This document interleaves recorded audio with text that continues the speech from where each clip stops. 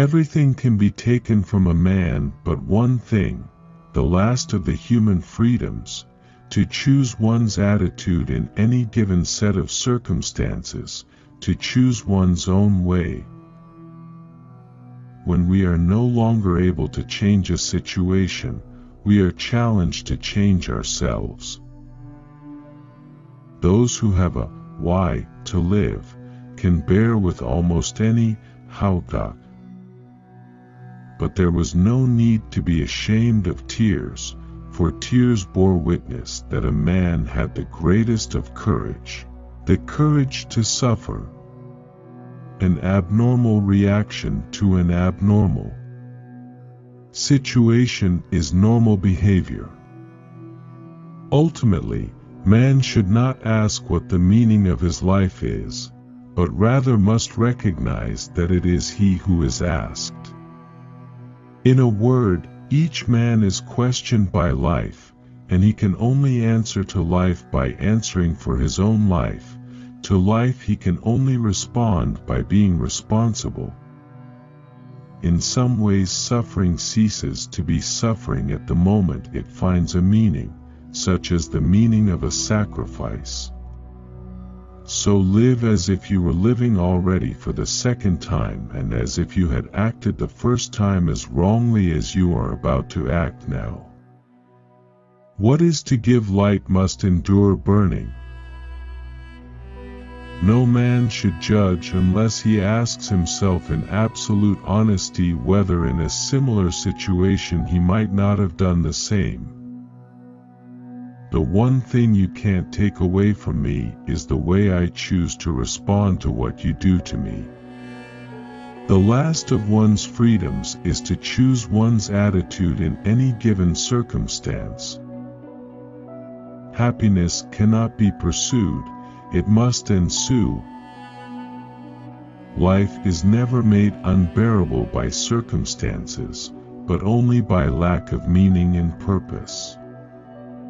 If there is meaning in life at all, then there must be meaning in suffering.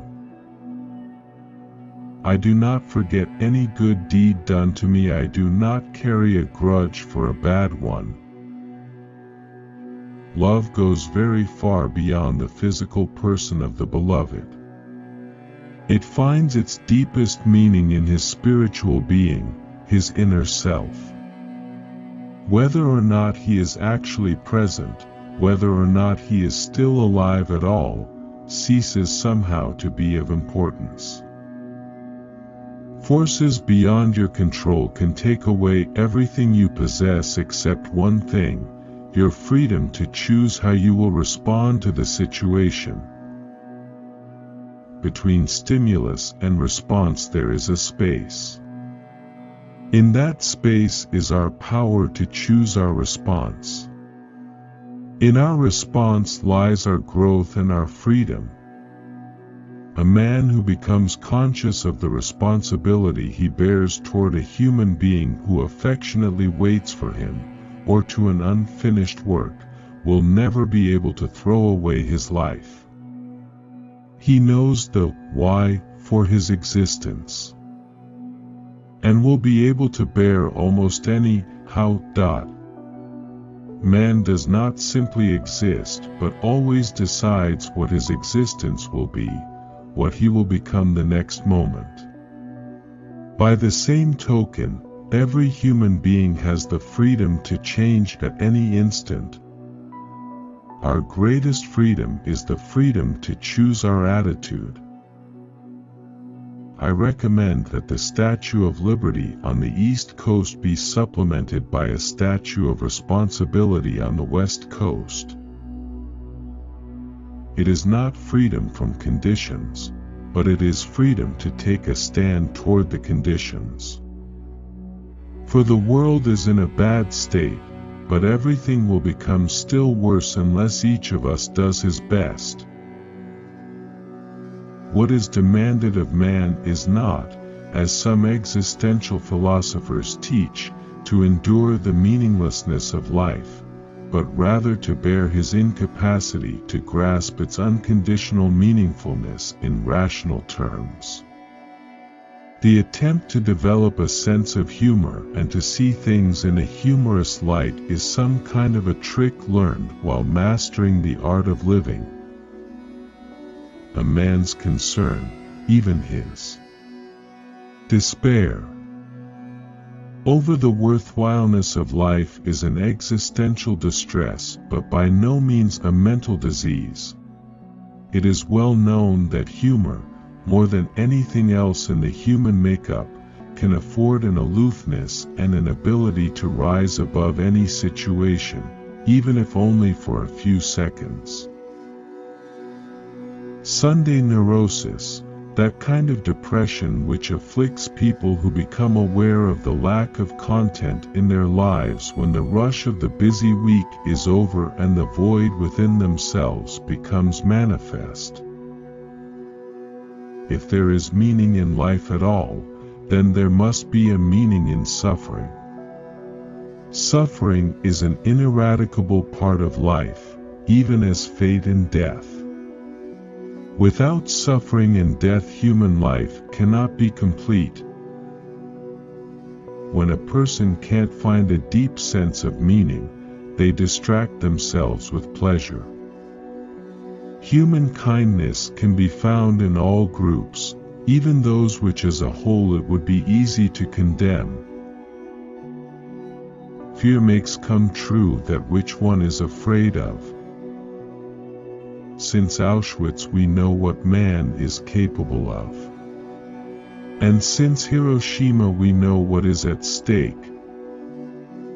There are things which must cause you to lose your reason, or you have none to lose. The crowning experience of all, for the homecoming man, is the wonderful feeling that, after all he has suffered, there is nothing he need fear anymore, except his God. To suffer unnecessarily is masochistic rather than heroic. The meaning of life is to give life meaning. Life is not primarily a quest for pleasure, as Freud believed, or a quest for power, as Alfred Adler taught, but a quest for meaning. The truth that love is the highest goal to which man can aspire. For what then matters is to bear witness to the uniquely human potential at its best, which is to transform a personal tragedy into a triumph, to turn one's predicament into a human achievement. Love is the only way to grasp another human being in the innermost core of his personality. The salvation of man is through love, and in love. A life of short duration could be so rich in joy and love that it could contain more meaning than a life lasting 80 years. Man is capable of changing the world for the better if possible, and of changing himself for the better if necessary. The point is not what we expect from life, but rather what life expects from us. It is a peculiarity of man that he can only live by looking to the future. Woe to him who saw no more sense in his life, no aim, no purpose, and therefore no point in carrying on. As for the concept of collective guilt, I personally think that it is totally unjustified to hold one person responsible for the behavior of another person or a collective of persons. Man is not fully conditioned and determined, but rather determines himself whether he gives in to conditions or stands up to them. The more one forgets himself, by giving himself to a cause to serve or another person to love, the more human he is and the more he actualizes himself. Human potential at its best is to transform a tragedy into a personal triumph, to turn one's predicament into a human achievement. We dislike talking about our experiences. No explanations are needed for those who have been inside. And the others will understand neither how we felt then nor how we feel now. In his creative work, the artist is dependent on sources and resources deriving from the spiritual unconscious. It is the very pursuit of happiness that thwarts happiness. Having been is also a kind of being, and perhaps the surest kind.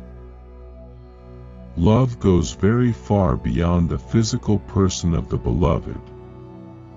Thus suffering completely fills the human soul and conscious mind, no matter whether the suffering is great or little. Therefore the size of human suffering is absolutely relative. As the struggle for survival has subsided, the question has emerged: survival for what? Ever more people have the means to live, but no meaning to live for. We do not ask life what the meaning of life is.